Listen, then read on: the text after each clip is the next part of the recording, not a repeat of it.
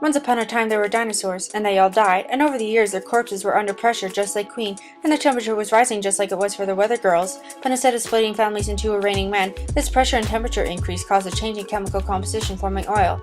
I know, a lot less interesting than raining man. This oil is a godsend and a killer all in one. Oil, when transformed into the petroleum distillate gasoline, releases carbon that destroys our ozone. Not only that, but burning fossil fuels such as oil has potentially devastating global effects, such as changes in the weather and oceans. Also, petroleum distillates such as gasoline are hydrocarbon-based chemicals that can increase cancer risks. Despite the negatives, Canada has pushed on through and currently holds the world's third largest oil reserves. Everyone is finding themselves on the path to Alberta, as every day workers are extracting more and more of Alberta's 175.2 billion barrels of proved oil reserves. The Harper government is supporting a proposed expansion to the Keystone Pipeline. Not only would this new pipeline expand to the refineries in Port Arthur, Texas, but it would get a new name. It's quite creative, actually. It will now be called XL Pipeline. Who has hopped on the expansion bandwagon? Albertans, for one, already Canada's favorite child. The extra money rolling in from the province's pipeline will boost the economy. Also, any company who has stakes in the pipeline is excited because they too will be cashing in. Basically, anybody who is making money from the proposed pipeline is a happy camper. But the proposed expansion is also facing opposition, not just from both the Canadian and American side, but the world. Who is opposing this idea? Well, first off, we have the animals, who will have to pack up their stuff and leave. We're telling your kids to say goodbye to Bambi and Pocahontas and her friends, because a huge metal tube is going to be placed right smack dab on top of her home, and see how well that goes.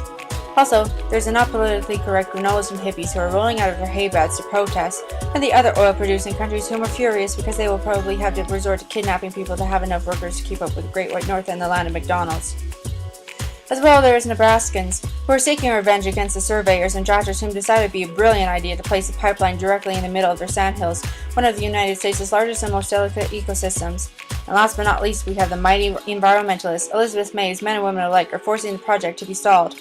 Protests outside the White House are giving both governments a headache. The question, what happens if there's a leak, is frequently coming up. An XL pipeline representatives claim that over 16,000 sensors tied to automatic shutoffs will prevent any major accidents. They require care and maintenance. Who do you think is going to go out and inspect every single one of those every single day?